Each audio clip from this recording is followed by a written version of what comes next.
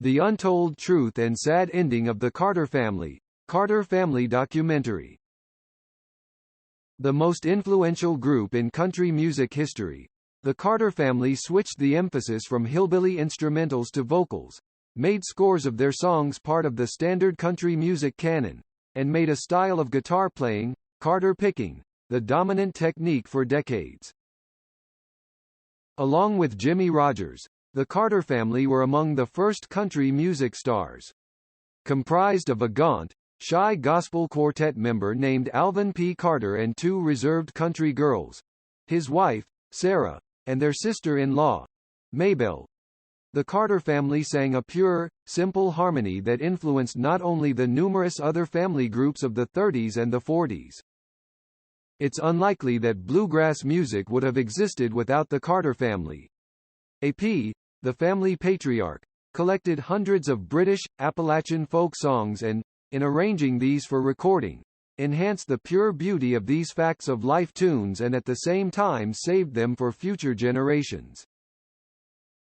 Those hundreds of songs the trio members found around their Virginia and Tennessee homes, after being sung by A.P., Sarah, and Maybelle, became Carter songs, even though these were folk songs and in the public domain.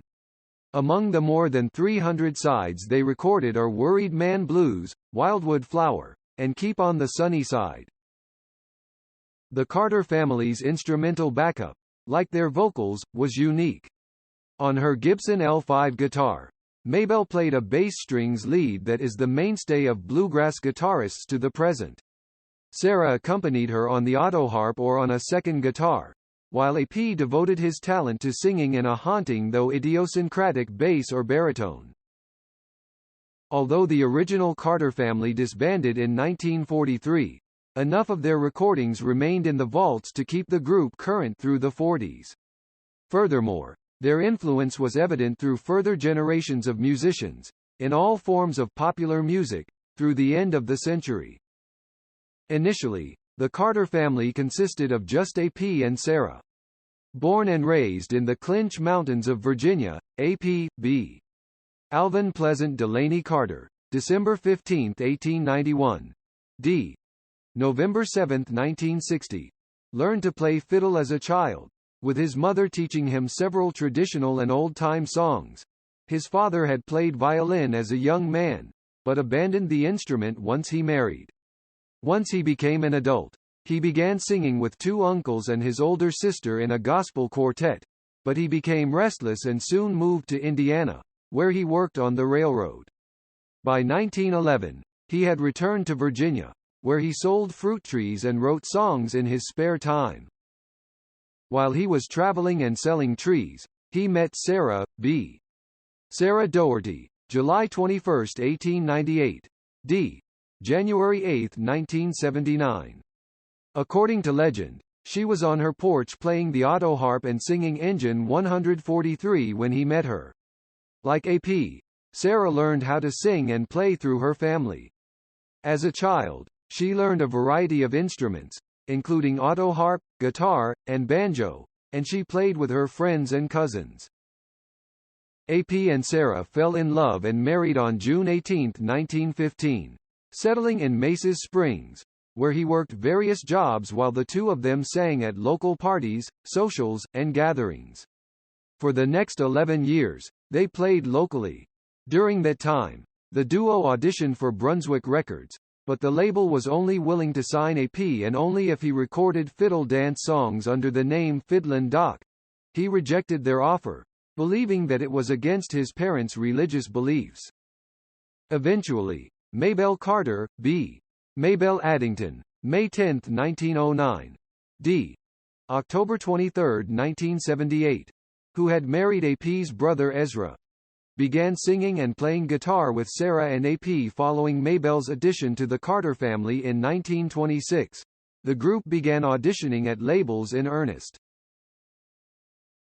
In 1927, the group auditioned for Ralph Peer, a New York-based A&R man for Victor Records who was scouting for local talent in Bristol, TN. The Carters recorded 6 tracks, including The Wandering Boy and single Girl, Married Girl. Victor released several of the songs as singles, and when the record sold well, the label offered the group a long-range contract. The Carter family signed with Victor in 1928, and over the next 7 years the group recorded most of its most famous songs, including Wabash Cannonball, I Am Thinking Tonight of My Blue Eyes, John Hardy Was a Desperate Little Man, Wildwood Flower, and Keep on the Sunny Side, which became the Carters' signature song. By the end of the 20s, the group had become a well-known national act, but its income was hurt considerably by the Great Depression. Because of the financial crisis, the Carters were unable to play concerts in cities across the U.S. and were stuck playing schoolhouses in Virginia. Eventually, all of the members became so strapped for cash they had to move away from home to find work. In 1929, AP moved to Detroit temporarily while Maybelle and her husband relocated to Washington, D.C. In addition to the stress of the Great Depression, AP and Sarah's marriage began to fray, and the couple separated in 1932. For the next few years, the Carters only saw each other at recording sessions, partially because the Depression had cut into the country audience and partially because the women were raising their families. In 1935, the Carters left Victor for Ark, where they re-recorded their most famous songs.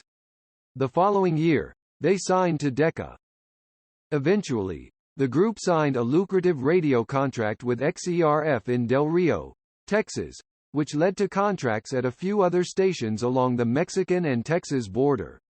Because of their locations, these stations could broadcast at levels that were far stronger than other American radio stations, so the Carters' radio performances could be heard throughout the nation, either in their live form or as radio transcriptions.